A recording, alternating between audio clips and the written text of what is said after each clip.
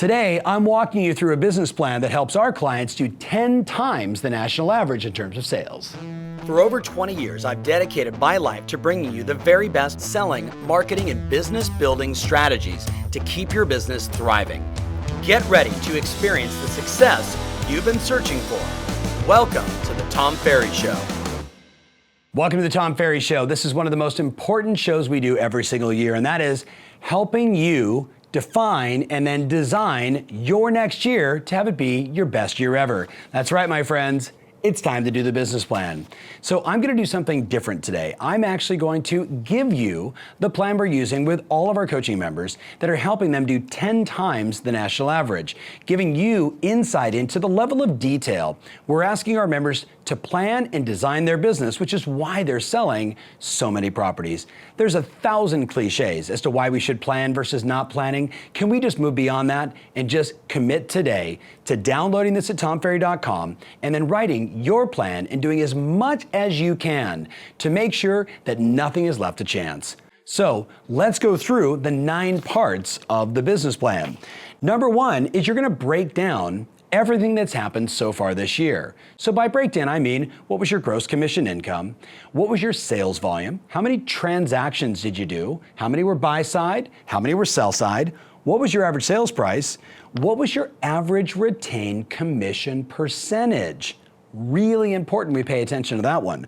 What was your average commission retained percentage? And then I want you to break down your lead sources. If you don't normally track where your transactions come from, you're really going to appreciate the deal tracker in the back of the business plan, so you know the house, you know the source, and you know everything you did with it, giving you obviously a bunch of rich data on where you're selling and where you're not selling, sales prices, and more. It's important to track and measure. So that's number 1. Once I understand what I've done, I can then begin to build on it, which is section 2 of the plan. This is where we set our goals for the next year. Now you're going to notice, especially if you've done planning with me in the past, that we framed it differently this year around your goal. We actually said, what's your gross commission income? What's your expenses, your expected expenses? What is your profit goal? And then what is your savings goal and debt reduction? Now you might be asking, Tom, why are you asking such personal questions? Well, listen, my friend. There is a whole bunch of agents that make good money and have no profit because they have a tendency to blow all their cash. And the reason why is maybe it's something in their psychology. I'm convinced a lot of it is you just didn't have a budget to adhere to. You didn't decide I'm going to spend this much money on my database, this much money on my software, this much money on my events and conventions and coaching and everything else you do, this much money on Zillow or whoever else you use.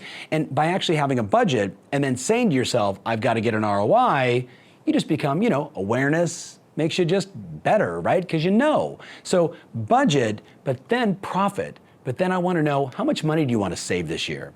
And how much debt do you want to pay off? You've heard me, you've seen me interview other people, I talk about it all the time, that you want to be the agent with stockpiled lots of cash and opportunities always. You'll sleep better at night. I want you to reduce your debts. I want you to be financially free. So I put it right in the front of the business plan. Then below that, we're going to break down, how do we get there, right? So what's the percentage of listings sold versus buyer-controlled sales versus leases, as an example? And you'll see in the plan, we get into the formula there, average sales price, average commission, etc. Then number 4, we want to break that down to what we call your daily number. Now, there's a lot of talk around prospecting and hours of power and all that kind of stuff. We make it very simple. Our studies show that the average person we work with, it's about every 40 conversations to 1 sale made.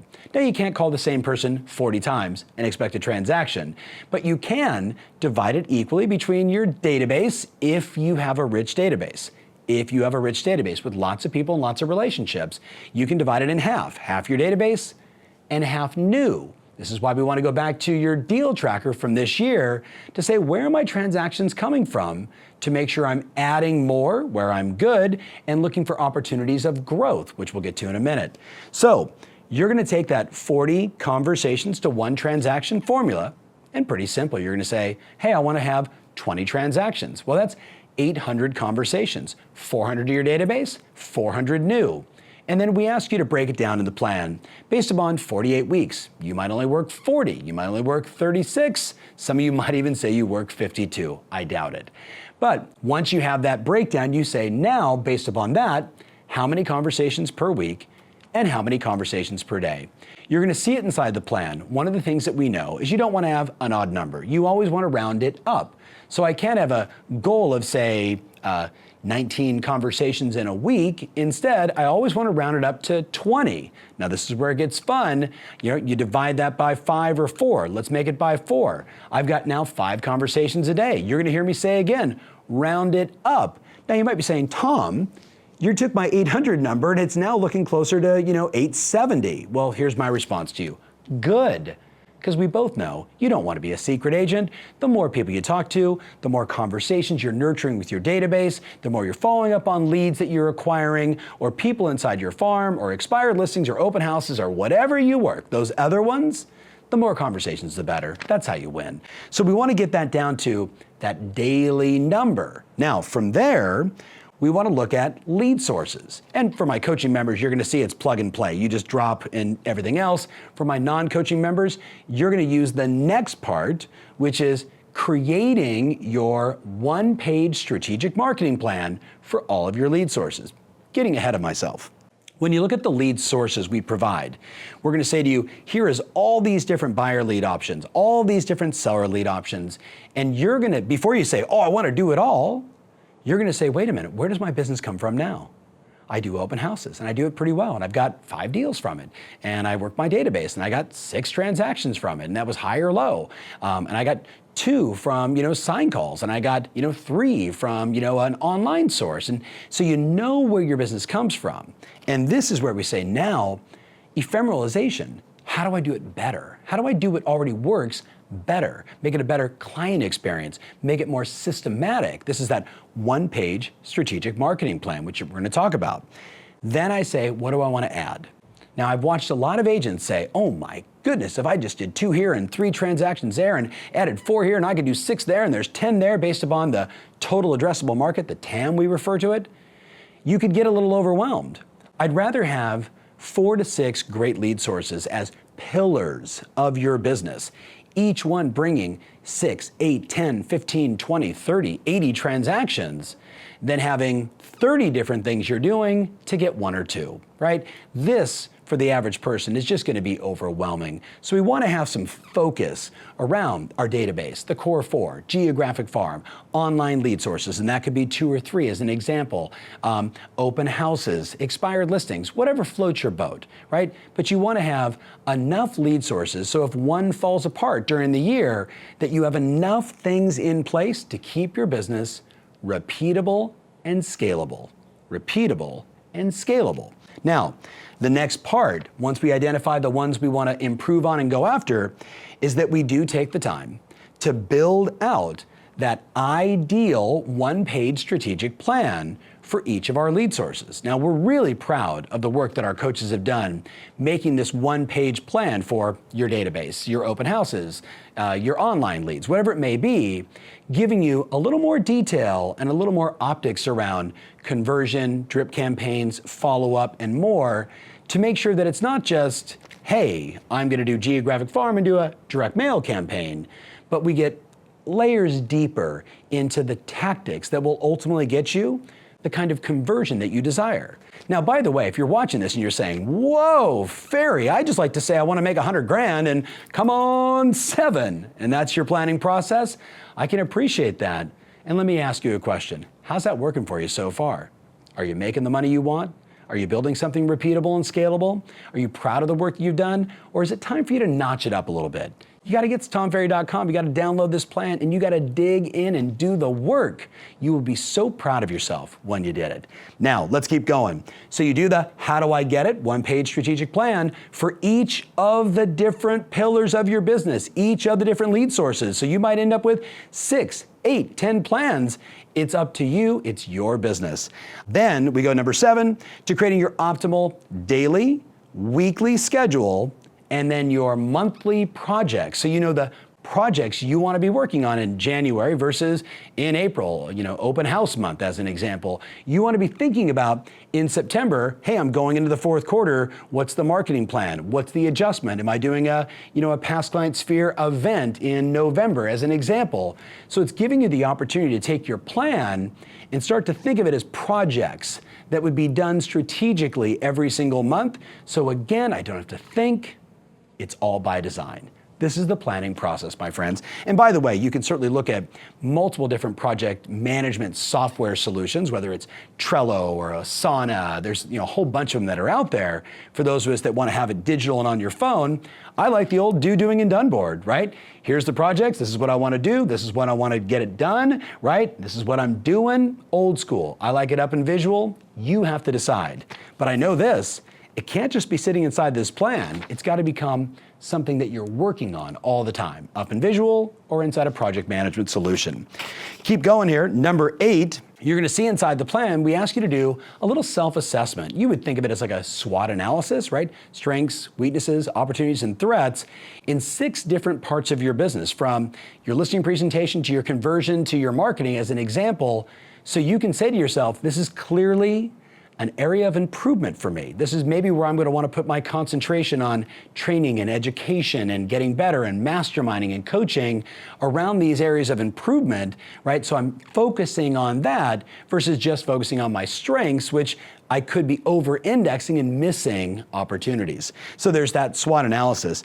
Number 9, of course, is what's your motivation, right? What's going to drive you? And it's funny to me as I watch the market we've been in the last couple of years is people are making more and more money. And I've got, client friends now that are sitting on 7 figures in savings, and they're beginning to lose some of that hunger and that drive and that passion that they had. And you might be watching this going, oh, Tom, that's not me, man. I am ready.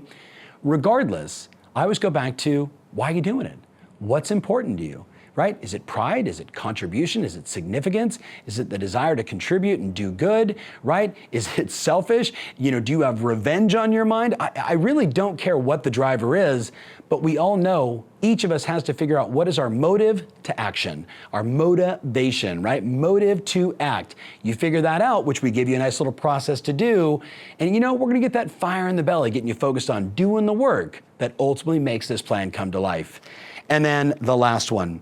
And I wrote down very specifically, get smart about this. We talk about it all the time. The 5 disciplines of execution. Wildly important goal, break it down to the activities like we're discussing, get it up in visual on a scoreboard so you know how you're winning, right? Tracking and measuring, because when you track and measure, everything gets better. Of course, your cadence of accountability. How frequently are you in communication with someone around the things you need to get done? Because we all know everyone says in the new year, I'm going to lose weight, but without some accountability, most people actually put on weight. Kind of sad, huh? And the last one, number 5, is you got to celebrate. You got to celebrate when it's working and when you're winning. So here's some scoreboards we put inside the plan that you might want to consider. We put on there, start tracking, scoreboarding, visual, right? Your marketing, your lead tracker, the number of appointments you're getting, your deal tracker, your transaction tracker, your expense tracker, and your wealth tracker. Now, maybe you don't want your debt reduction tracker and your wealth tracker up in visual inside your office, but everything else should be. Because what do we know? Out of sight, out of sight, out of mind. When you track and measure, your results go through the roof. When you track and measure and you get accountability around it, you get a conversation going, you get someone that says, hey, you can do better, or wow, good job, do more, that frequency, that cadence of accountability will get your business growth to accelerate. So that's the essence of the business plan. You can see you got a lot of work to do, my friends. So download it at tomferry.com, carve out a day, and just go through the entire plan. Go to your broker and say, can we look through, everything I've done so far this year to the best that you can pull from, or the MLS, and go through and, that was a past client, and that was a referral, and that came from Zillow, and this was my lender, sent me this one, and right? And you do all that work, and then and then you can make some good decisions. And you know what? If it frustrates you, call my office and ask for help. Go to your broker and ask for help. Go to your lender and ask for help, right? Don't be that person that says, oh, this is just frustrating and I just don't know what to do and screw it, right? Come on, 7. That's not a plan, my friends, right? That's not a plan. This is a plan, and we're giving you access to our clients, the way they plan and the way they think about their business, which is why they're doing 10 times the national average. So hit up TomFerry.com. Can't wait to read the comments. I want to see lots of comments. I want to know, what's your current planning process? Did I miss something, or something else you'd like to see in terms of the planning process? Let us know, keep us informed, and we will continue to bring you great value. Thank you so much for watching. Remember, always your strategy matters, and now more than ever, your ability to plan and attack it absolutely rules. Hey, you're the kind of person like me who's always looking for great stuff, new ideas, innovation, and ways to improve my life and my business. Check out the link below at tomferry.com/agent-tools, because I've got lots of great stuff for you there. Hey, thanks so much for watching. If you want more of this, make sure you subscribe to our channel.